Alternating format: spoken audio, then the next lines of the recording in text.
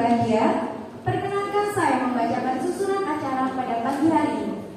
Yang pertama, pembukaan. Yang kedua, ada sambutan Ketua Stikes Adi Husada. Yang ketiga, penjelasan tentang profil PT Osama Jaya. Yang keempat, ada sosialisasi tentang tata cara dan prosedur seleksi peserta program pemagangan caregiver serta proses pelatihan di Semarang Training Center bersama PT Osama Jaya Indonesia. Dilanjut dengan diskusi interaktif terkait program pemagangan caregiver di Jepang. Yang keenam, ada tes praseleksi bagi mahasiswa yang berminat. Dan yang ketujuh, ada penutupan.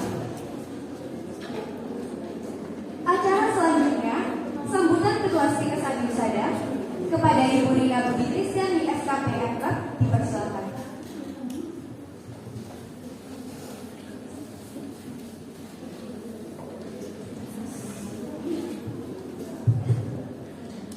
Selamat pagi.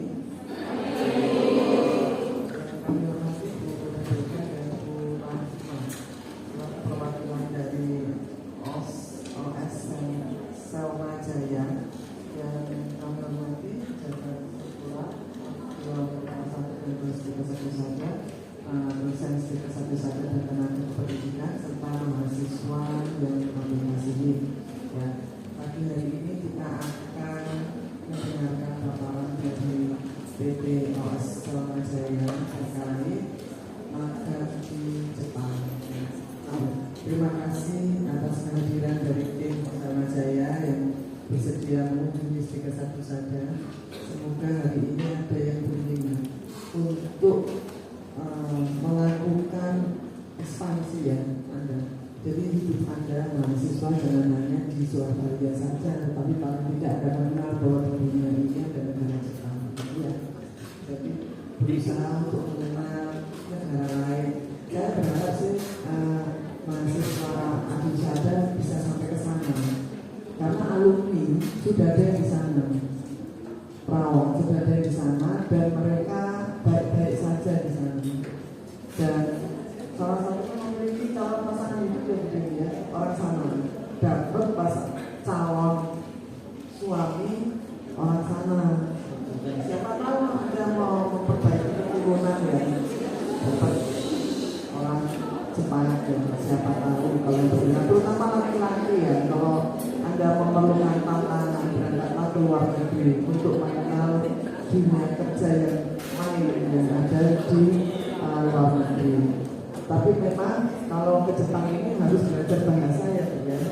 Jadi bahasa Jepang ini memang harus dipelajari sama sebenarnya dengan bahasa Inggris, tetapi karena kita jarang mendengarkan, jadi mungkin tingkat kesulitannya sedikit lebih tinggi. Dan untuk bisa diakui sebagai perawat atau tenaga profesional harus N3 ya. Kalau N3 untuk mencapai N3 itu berat. Biasanya N4 itu masih bisa ya, N4 masih bisa sebagai caregiver. Nanti kalau ada tes kemudian bisa mendapatkan N3, menurut info alumni gajinya itu bisa 2 kali lipat dari gaji perawat atau petugas kesehatan yang di caregiver itu. Jadi contohnya mungkin ya kalau 10 juta mungkin bisa 20 juta begitu lah. Jadi dianggap sebagai tenaga profesional. Dan itu tes untuk menjadi S3, K2, itu tidak dilakukan sambil bekerja di sana. Ya, itu gambaran singkat yang saya tahu dari alumni yang pernah sharing ke kita. Nah, semoga ada yang baru lagi mungkin dari Osama Jaya yang lebih menarik lagi. Ya berharap ya nggak ada biaya. Ya berharap tidak ada biaya saat pelatihan sudah ya. Setuju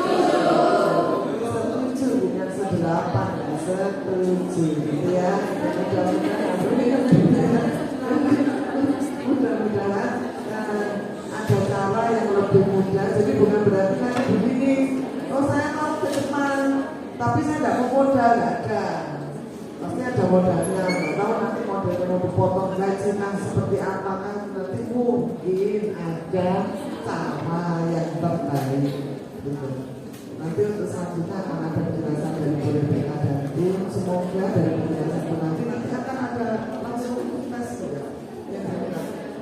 Ya, untuk yang berminat bisa langsung mengikuti tes ya.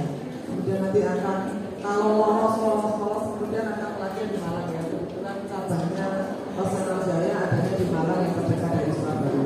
Terus ini untuk mahasiswa tingkat akhir ya. Tingkat akhir baik sebagai tingkat akhir di keperawatan maupun tingkat akhir di administrasi rumah sakit.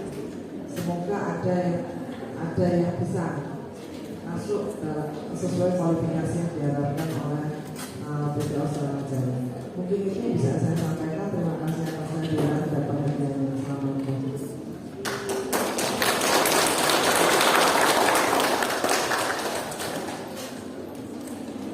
Terima kasih kepada Ibu Rina Putri SKPM.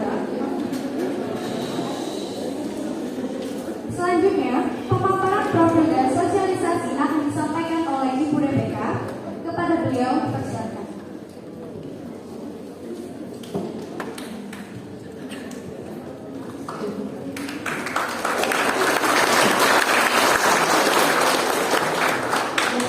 Selamat pagi. Terima kasih untuk kesempatan yang telah diberikan ya, khususnya kepada Ibu Ketua, Ibu Rina Putri selaku Ketua Sikas Adi Wisata. Saya juga mengucap syukur bisa hadir di tempat ini ya, bertemu dengan teman-teman sekalian di sini ya. Kalau tadi Ibu Ketua Ibu Rina bilang kalau bisa gratis, nanti kita bahas ya bagaimana sistem dan juga pembiayaan saat ke Jepang. Teman-teman gak usah khawatir dengan biaya yang cukup besar seperti itu untuk bisa menggapai mimpi ke Jepang. Kami dari PT Australia Jaya solusinya ya. Jadi buat teman-teman yang ingin ke Jepang, ingin punya pengalaman di bidang kesehatan ya, di sini tadi ada administrasi, rumah sakit dan keperawatan, betul ya? Nah, teman-teman bisa pakai ilmu yang teman-teman sudah pelajari untuk bisa diaplikasikan di Jepang. Tentunya bukan hanya dapat pengalaman, tapi nanti dapat okane ya.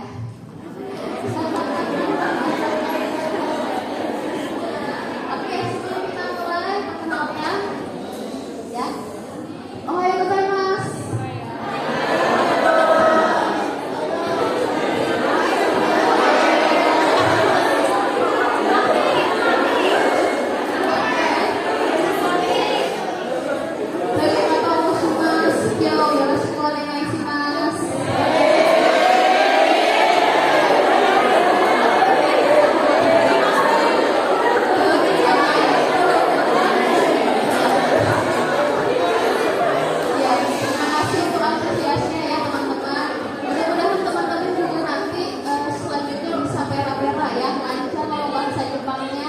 Kemudian bisa undang Ibu Rina, dosen lainnya ke Jepang. Ya, oke, ya perkenalan untuk PT Australia Jaya sendiri kami merupakan perusahaan Jepang ya.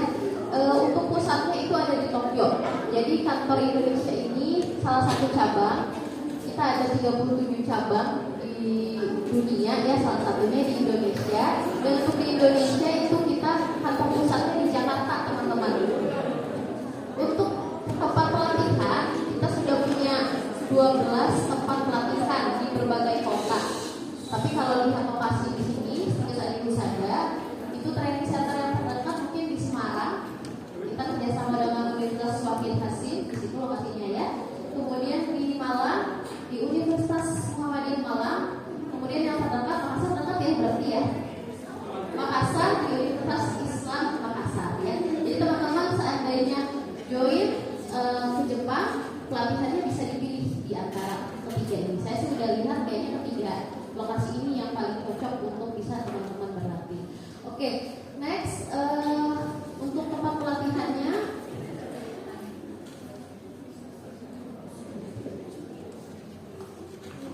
Ya, jadi kantor cabangnya kita ada di Cikarang, Karawang, Bandung, Batam, Malang ya, belum saya masukkan ini yang terdekat. Selanjutnya ini adalah surat perizinan. Jadi kalau teman-teman tahu BP2MI ya, ini merupakan badan ketenagakerjaan yang punya izin untuk bisa memberangkatkan teman-teman ke Jepang ya. Mereka secara izin government punya izin itu untuk bisa merekrut dan juga melatih teman-teman dan berangkat ke Jepang. Dan kami bekerja sama dengan BP2MI juga, ini ada bisa untuk bisa memperkenalkan teman-teman dengan bidang magang, ya, bidang kerja atau specified skill worker. Dalam hal ini yang kiri itu untuk ke Jepang ya. Kemudian yang kanan ini kita juga punya mengakuisisi Petatangan Indonesia Jaya, jadi kita memegang izin P3MI. Untuk yang ini kita bukan hanya ke Jepang saja, tapi kita ke Kuwait dan juga ke Netherlands. Tapi ini nggak saya tawarkan hari ini, karena untuk perawat ke Kuwait dan ke Netherlands itu kita mintanya yang sudah pengalaman 2 tahun. Nah kalau mau kita pakai aja pengalaman dulu di Jepang, ya. Contohnya mau kayaknya saya harus upgrade pekannya nih, ya, boleh ke Kuwait atau Netherlands dari Sama Jaya, ya. Next. Nah ini beberapa pencapaian kami ya. Jadi kami udah ada pencapaian untuk kerjasama dengan pemerintah, universitas untuk bisa mengembangkan sumber daya manusia untuk bisa apa ya namanya ya go internasional lah seperti itu. Next, nah ini lokasinya ya. Kita punya training center juga di Bali, lebih dekat ya. Hanya dari Denpasar itu 2 jam. Jadi kalau memang pengen belajarnya lebih apa namanya ya santai ya, itu maksudnya atmosfernya seperti tempat yoga, boleh kalau mau training center Bali ini ya. Untuk training center kami kurang lebih ada 12. Next. Oke, kalau teman-teman bisa lihat berapa total yang sudah kami berangkatkan sampai pada tahun 2023. Kelihatan sampai belakang berapa totalnya? Di 6.629. Ini yang baru kita berangkatkan ya. Kalau teman-teman bisa lihat di tahun-tahun selanjutnya ini adalah target yang Jepang minta untuk bisa kita berangkatkan ke Jepang. Tahun 2004 itu total berapa? 4.800. Kebetulan kita tidak hanya memberangkatkan bidang caregiver ya, tapi dari semua bidang. Tapi karena saya ke Sikes, jadi saya hanya jelaskan yang caregiver ya. Oke, untuk caregiver sendiri nanti ada 600 samping ya, jadi banyak sekali kita butuhkan. Sama Jaya ini berperan sebagai sending organization teman-teman. Jadi sending organization ini adalah lembaga yang dipercaya untuk melatih dan mengirimkan. Jadi bukan hanya pelatih aja ya. Kalau teman-teman tahu LPK, lembaga pelatihan kerja, biasanya hanya bisa melatih, tapi belum bisa atau punya izin untuk memberangkatkan. Ya, jadi kami punya izin untuk memberangkatkan. Juga seperti hari ini kita sosialisasi, dan nanti kalau teman-teman berminat, ya khususnya buat yang tingkat akhir, ada yang tingkat yang mau alumni nih, calon alumni. Coba. Oh ya Pak Jepang ya. Ada lagi? Oke, berapa ya? Udah untungnya. Semoga hukumnya lancar ya. Nah kalau urusan kuliah sudah selesai, itu nanti teman-teman bisa join di kami. Tapi untuk proses seleksinya bisa setelah selesai seminar ini buat yang berminat. Ya. Kemudian nanti setelah lulus biasanya kita akan arahkan masuk ke pelatihan di kota yang teman-teman mau. Kebetulan ya yang tadi yang saya sebutkan ya, Malang, Semarang, Makassar. Kemudian di dalam pelatihan kita akan bantu teman-teman belajar bahasa Jepangnya dari nol. Ya, kemudian skill dasar aja. Dan nanti kita akan pertemuan teman-teman dengan user Jepang. User Jepang ini adalah pihak rumah sakit atau panti lansia. Jadi ada 2 ya. Ada rumah sakit atau panti lansia. Mereka akan interview langsung dengan teman-teman. Itu kurang lebih di 4 atau 5 bulan teman-teman sudah belajar di kami. Karena nanti interviewnya adalah bahasa Jepang. Ya. Dan setelah nanti teman-teman dinyatakan lulus oleh pihak Jepang, kita akan siapin dokumen teman-teman. Udah punya paspor? Nanti kita urusin ya. Visa COI juga nanti kita urusin. Teman-teman nggak usah khawatir harus ngantri ke imigrasi ya. Seperti itu nanti kita yang bantu. Kemudian nanti kita juga bantu berangkatkan teman-teman, kita antar ke bandara. Nanti di kantor pusat Tokyo juga ada yang jemput. Dan tidak hanya itu, saat teman-teman bekerja, misalnya kontrak 3 tahun, itu kan kita lepas itu aja ya. Tapi kita bimbing apakah ada masalah, ya, ada masalah mental atau keuangan atau dengan atasan ya. Itu nanti kita bimbing. Bahkan nanti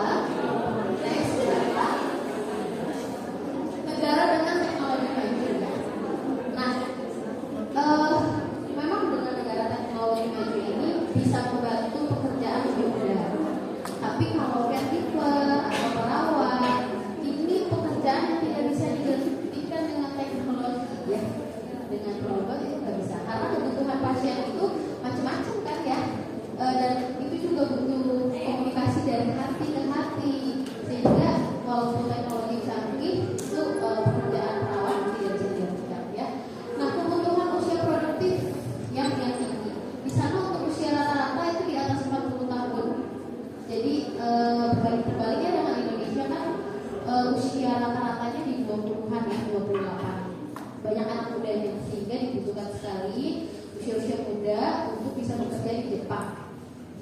Kemudian singkatan budaya disiplin ini nanti teman-teman akan belajar ya bagaimana OJT ya, kemudian bagaimana tepat waktu ya diajarkan di sana.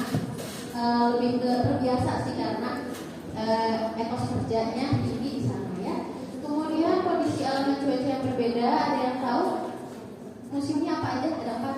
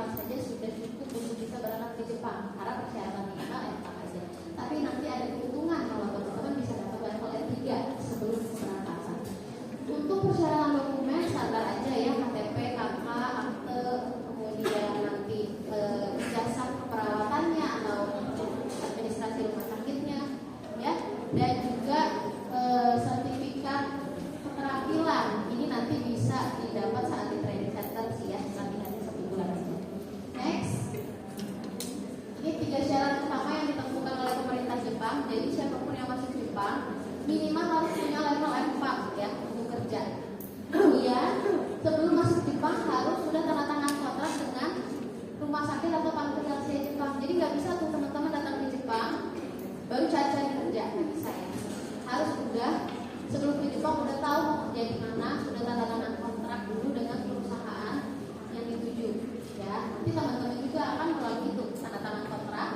sudah bisa tahu, kasih tahu orang tua saya nanti kerjanya di kota ini, gajinya sekian, jumlah kerja sekian, benefitnya apa, sudah tahu sebelum sampai ke depan. Kemudian harus lulus medical check up. Medical check up ini yang paling tidak bisa adalah penyakit paru-paru TBC ya.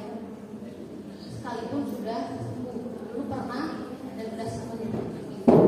Kemudian penyakit menular lainnya seperti sifilis, HIV, AIDS, hepatitis juga bisa ya. Next, ini persyaratan. Oke, ini yang jurusan lain ya. Oke, maksudnya lulusan keperawatan ya, atau jurusan kesehatan lainnya. Minimal umur 19 tahun, kemudian tinggi badan, berat badan itu ideal ya. Saya lihat ideal semua di sana. Untuk laki-laki nomor minat karena banyak cewek juga ya. Tidak bertato, bertindik dan berjenggot. Jadi masih enggak kok kritis ya. Ya. Oke, next. Ini untuk prosedurnya teman-teman seandainya berminat, hari ini teman-teman sudah melalui tahapan pertama ya. Ikut penjelasan programnya ya. Nanti tahapan kedua adalah wawancara dan tes IQ. Ya, ini tahapan kedua. Boleh hari ini atau nanti ya sebelum kelulusan boleh, atau online juga nggak apa-apa. Tunggu izin orang tua dulu baru mau ikut juga nggak apa-apa ya. Tapi kalau yang udah siap hari ini boleh juga, kita open seleksi ya. Kemudian nanti kalau dinyatakan lulus IQ dan wawancaranya, kita akan arahkan untuk medical check up. Kita punya klinik rekanan juga ya di sini di Surabaya. Lebih murah kalau teman-teman daripada teman-teman ke klinik yang lain ya. Nanti kalau udah fit hasilnya, kita daftar sosialisasi dalam orang tua dan juga tanda tangan kalau teman-teman memang diizinkan berangkat kerja di Jepang. Setelah itu masuk ke pelatihan ya. Tadi ada beberapa kota yang pilihannya. Masuk ke pelatihan, di pelatihan itu kurang lebih ada 7 bulan. Contohnya bilang 7 bulan. Selama 7 bulan itu tidak hanya belajar bahasa Jepang ya, tapi nanti kita akan ambil ujiannya kurang lebih di bulan keempat. Kita ikut ujian skill bulan-bulan ke-5 atau ke-6, dan nanti setelah ujian skill itu selesai, kita akan ikutkan interview user ya, rumah sakit atau panggilan sini. Ya, jadi di 7 bulan itulah semua rangkaiannya dilaksanakan. Kalau sudah dinyatakan lulus oleh user, kita medical check up lagi sebelum berangkat ke Jepang. Pengurusan dokumen ya, paspor, visa dan lain-lainnya kita urus.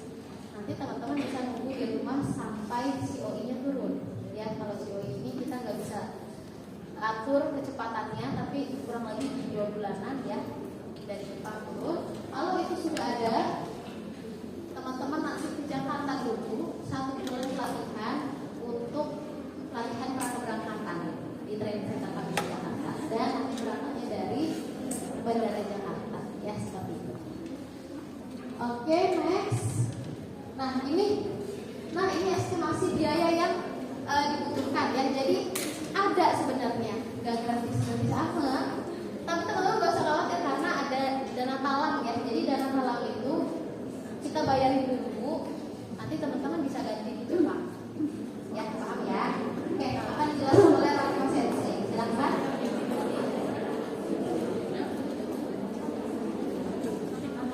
Halo teman-teman semua. Udah makan pagi? Udah mau bersih ya ini Pak ya. Tapi masih semangat kan? Masih ya. Oke, jangan lepas ya lihat biaya ya. Oke, kita next ya. Tentunya kita ada biaya teman-teman. Belum diinfoin udah ini ya.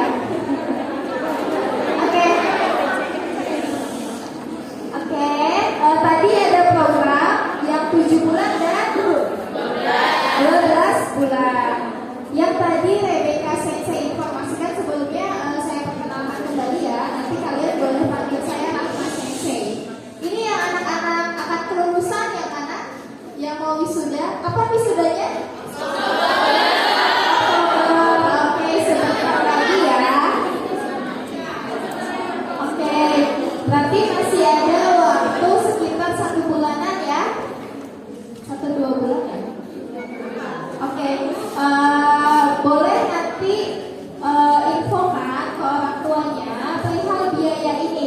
biaya ini yang tentunya pasti yang lebih ditanyakan oleh orang tua ya teman-teman ya. Nah, kita cek di sini biayanya untuk yang program 12 bulan 35.500.000.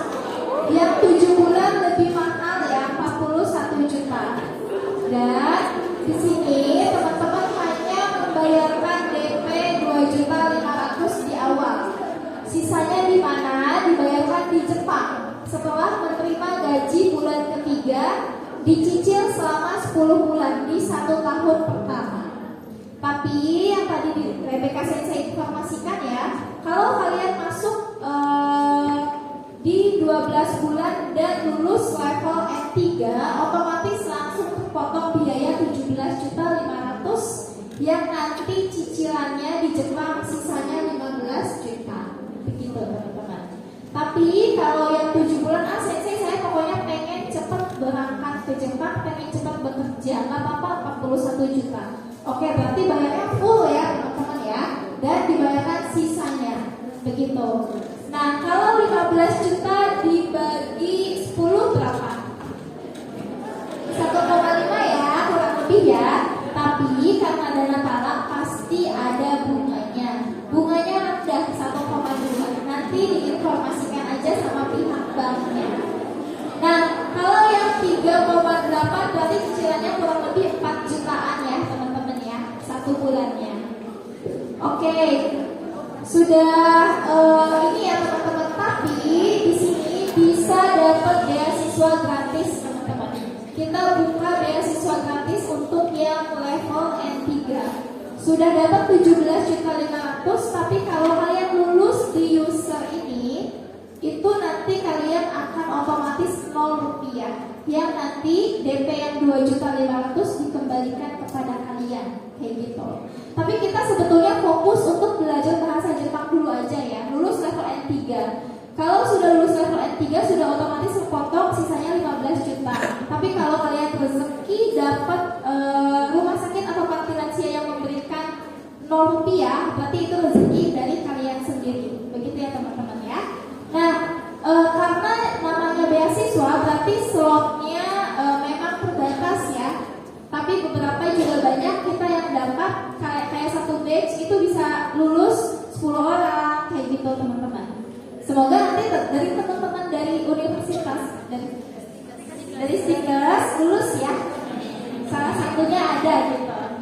Tapi sebetulnya kalau cicilan 1,5 dalam 1 bulan juga nggak terlalu berat. Kalau kita lihat gajinya teman-teman, kita lihat gajinya di sini ya. Fresh graduate gajinya berapa sih? Nah, karena kurs yen sedang agak turun ya, makanya kita kumulatifkan di 12 sampai 16 juta. Ada range, kenapa? Karena UMR dari setiap daerah masing-masing itu berbeda. Kalau di Jakarta juga UMR-nya lebih besar ya. Kalau di Surabaya UMR-nya berapa? 4 juta.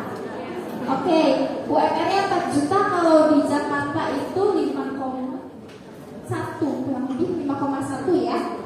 Oke, seperti itu teman-teman. Karena kita masukannya range. Gaji ini sudah bersih, di luar dari uang di tempat tinggal, dana pensiun, pajak, dan asuransi kesehatan. Tempat tinggal kalian bisa dapat nanti apartemen satu orang satu, ataupun nanti kalian di dalam rumah 3 orang, tapi 1 kamar 1 orang yang menyatu hanya dapur dan toilet saja, gitu ya. Oke. Tapi gaji bersih ini tidak termasuk uang lembur, tunjangan shift malam, dan bonus. Kebetulan uang lembur itu kalian bisa dapatkan 1 jamnya 100 sampai dengan 150 ribu. Lalu nanti dapat juga uang shift malam. 1 bulannya kalian hanya boleh 4 kali, karena shift malam lumayan lama ya teman-teman ya, yaitu sekitar nanti 10 sampai dengan 12 jam. Itu kita bayarkan sekitar 500.000 sampai dengan 1 juta gitu. Kalau di Tokyo misalkan mungkin akan lebih banyak ya, 1 juta misalkan. Kalau di sekitar Tokyo bisa dapat 700.000 1 kali shift malam. Tapi kita ambil yang paling rendah aja, 500.000 dikali 4 berarti 2 juta ya teman-teman ya. Ditambah ditambahkan dengan gaji yang di atas. Berarti cicilan 1,5 tutup dong. Tutup ya. Cicilan 4 juta pun tutup ya. Karena di sana kebanyakan kan di sini teman-teman semua muslim ya. Kebanyakan gitu. Nah, di Jepang tentunya biasanya kita biasakan masak gitu ya. Dan 1 bulannya kurang lebih 4 juta itu bersama dengan utilitas lainnya seperti air, pulsa dan yang lain-lain. Catatannya masak. Kalau misalkan jajan ke coffee shop, hobi, berarti itu beda ya pengeluarannya ya, kayak gitu aja. Nah, di sini misalkan kalian dapat gaji 13, kita ambil 13 juta, biaya uang makan 4 juta, sisanya 9 juta. Kita ambil cicilan yang 4 juta, berarti sisanya berapa? 5 juta untuk uang tabungan atau kirim ke orang tua. Begitu ya teman-teman ya. Dan tentunya kita juga dapat bonus. Biasanya sih kalau di Jepang kalian bisa dapat 15-an gitu ya. Ini kita hanya range aja teman-teman. Bonus itu bisa 2 kali gaji dalam 1 kali bonus. 1 tahun bisa dapat 2 kali bonus begitu. Kemarin ada order baru saja ya, ada maksudnya ada interview dari user, kita butuh banyak banget. Bonusnya dapat sekitar 50 juta. 15 juta kali 3 kali gaji gitu. Jadi gajinya itu 15 juta. Kalian dapat bonus 3 kali, jadi 45 juta ditambahkan dengan gaji. Begitu ya, 1 kali bonusnya seperti itu. Itu order yang lumayan banyak, tapi biasanya yang paling rendah 1,5 kali gaji bonusnya. Begitu teman-teman. Dalam 1 tahun kalian bisa dapatkan 2 kali bonus. Jadi tinggal kali aja tuh berapa ya. Begitu teman-teman, bisa dapatkan kalau 45 ditambahkan dengan gaji 50-60 juta 1 kali dapat bonus. Bonusnya itu biasanya ada musim panas, musim dingin seperti itu. Oke, tempat pelatihannya seperti ini teman-teman. Oh iya, uang pensiun juga bisa dicairkan ya. Kalau kalian punya kakak atau ibu dan ayah yang punya BPJS TK pasti ya. Nah itu kan bisa dicairkan sama di Jepang juga. Nanti bisa dicairkannya sekitar kurang lebih kalau 3 tahun saja minimal di Jepang 70 juta sudah dapat ya. Itu dicairkan setelah kalian datang ke Indonesia 1 bulan diurus uang pensiunnya, karena kalian sudah tidak ke Jepang lagi. Kalau mau lanjut juga boleh ganti visa SSW namanya, Certified Skilled Worker atau Nakutei no. Jadi kalian itu di Jepang ada waktu kurang lebih 13 tahun di luar dari visa stay. 3 tahun magang, 5 tahun untuk visa SSW, 5 tahun lagi untuk SSW yang kedua atau Nakutei no kedua. Jadi 13 tahun. Kayak gitu ya teman-teman ya. Kalau mau up menjadi perawat itu boleh, tapi minimal dari Kaigo dulu. Begitu. Ujiannya nanti di sana cari tahu sendiri ya.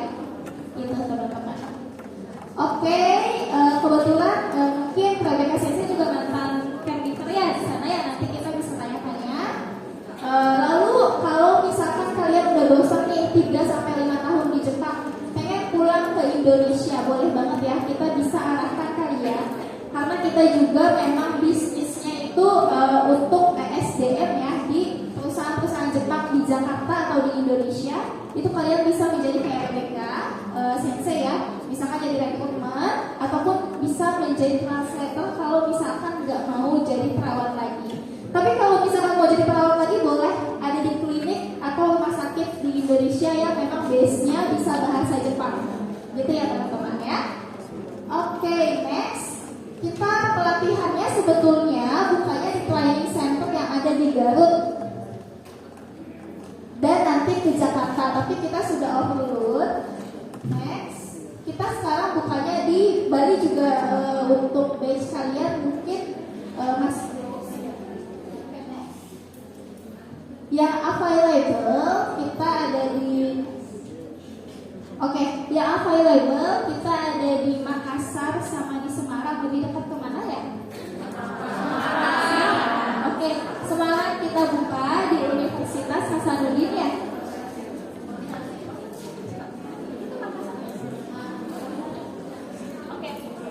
Kalau yang di Makassar itu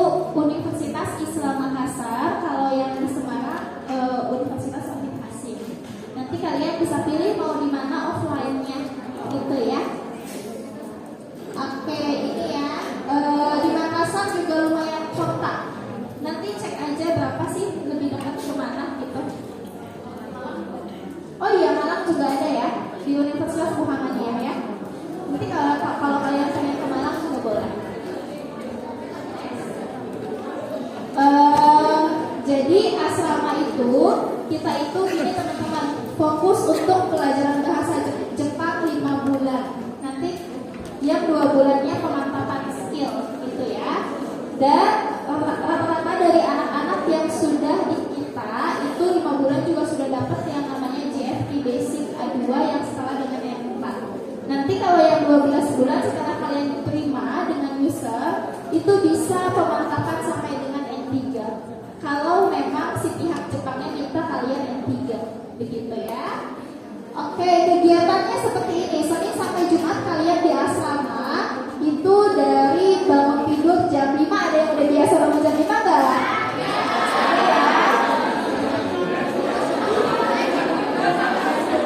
Oke,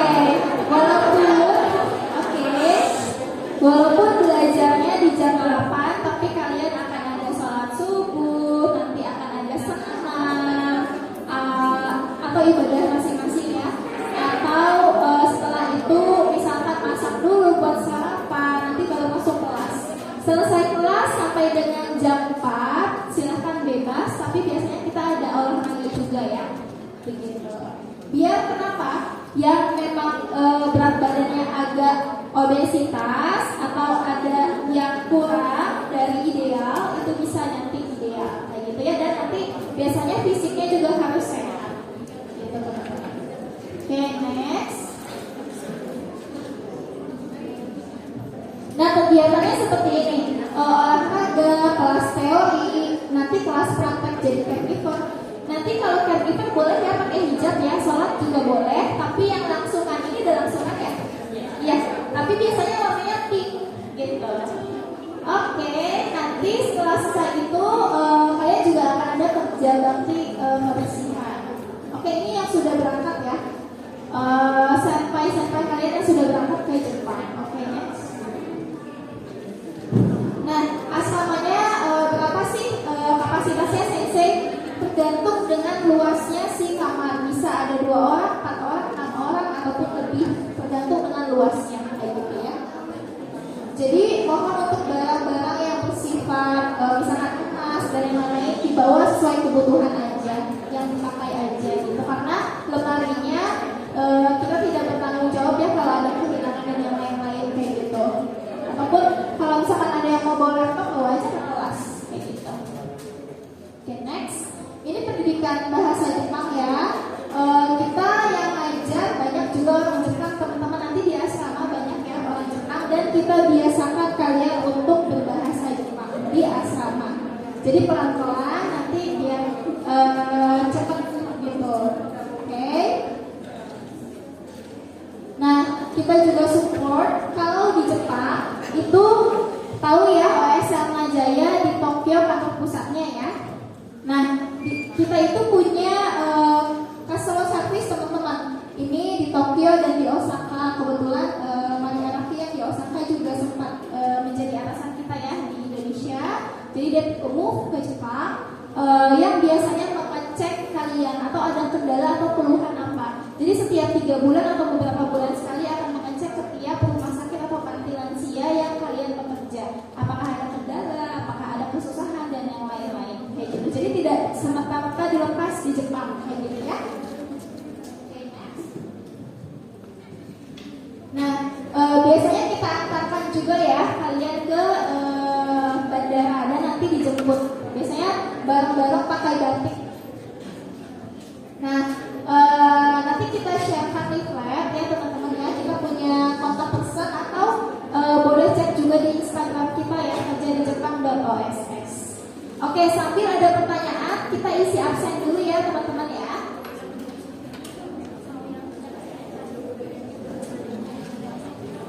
Baik, boleh di absen. Nanti kalau yang nggak tahu di script aja ya, asal institusi, asal dari Stikes.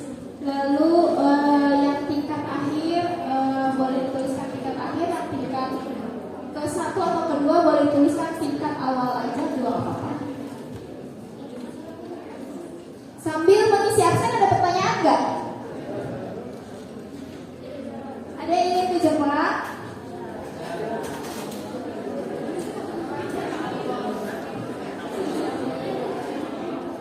Oke, 5 menit ya isi absennya ya.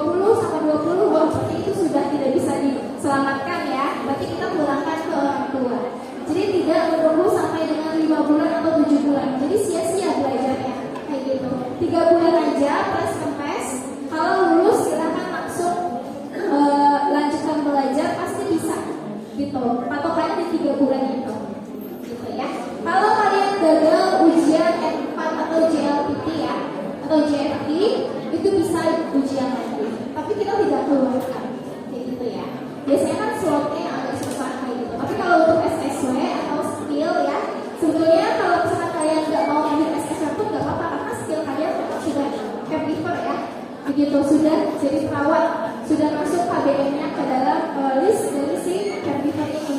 Jadi nggak apa-apa, nggak perlu ambil SSW, tapi masuk dari magang aja juga boleh. Gitu. Cuma fokus lulus N4 aja. Kebetulan banyak banget ya beberapa juga anak-anak yang sudah lulus di N4 dari universitas atau STIKLAS itu kurang lebih 4 bulan. Tapi memang dia juga ada usaha. Sebelumnya dia suka nonton anime atau belajar hiragana ya, hiragana, katakana atau kosakata. Dan biasanya kalau di asrama itu biasanya kalau di asrama kalian itu kejar-kejaran target, malam-malamnya belajar sendiri kayak gitu.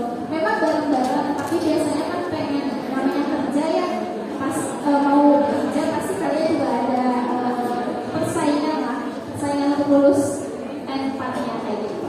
Itu aja sih. Pokoknya kita nggak mau kalian buang-buang waktu. Sudah terjawab?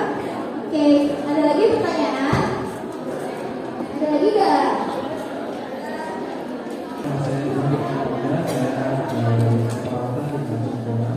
Saya di sini kan sedikit pengalaman seperti saya, kalau di Jepang itu ada deposit tabungan senilai 150 juta untuk yang kuliah. Apakah itu berlaku untuk yang kerja ya? Itu deposit tabungan kalau misalnya seperti jaminan gitu. Saya jawab ya. Untuk bekerja tidak ada deposit ya teman-teman ya. Hanya fix kalian sudah lulus, COE-nya turun. COE itu dokumen keberangkatan atau dokumen legalitas kalian sudah diterima di mana. Itu aja sih. Paling bekal-bekal dari rumah 5 juta kali ya, bisa kali 1 bulan gitu. Dan biasanya 1 bulan itu kalau magang itu dikasih uang ya dari pemerintah Indonesia sekitar kurang lebih 8 juta. 1 bulan pertama kalian nggak kerja dulu, tapi ada namanya pembelajaran mata uang yen, transportasi kayak gitu. Biasanya dikasih uang, tetapi cairnya di 3 minggu. Jadi kalian perlu uang sendiri gitu ya di awal. Tapi nanti cair kok 1 bulan pertama 8 jutaan kalau nggak salah. Oke, kenapa tadi ya uang deposit ya? Tidak ada ya uang deposit ya. Untuk ke Jepang itu nggak perlu ada uang berapapun di tabungan. Atau mungkin yang dimaksud adalah nanti setelah 3 tahun selesai kita punya uang tabungan. Karena kan tadi ada uang pensiun ya, teman-teman tuh setiap bulan dari gajinya diambil untuk uang pensiun. Tapi itu nanti dikembalikan ke teman-teman. Contohnya saya udah 3 tahun bekerja di Jepang, itu uang pensiun yang dikembalikan 76 juta. Pencairannya adalah cap imigrasi aja. Ada cap imigrasi, sudah pulang ke Indonesia, itu baru bisa cair. Gitu ya. Tadi siapa pertanyaannya? Lalu tadi ada pertanyaan lagi dari satu wanita cantik tadi di belakang sebarisan ini ya. Tadi ada yang katakan ya. Ada mau bertanya?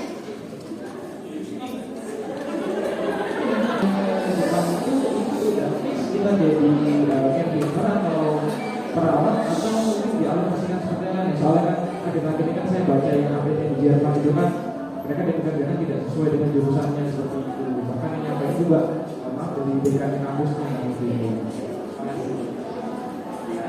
Baik, terima kasih. Pertanyaannya bagus sekali ya.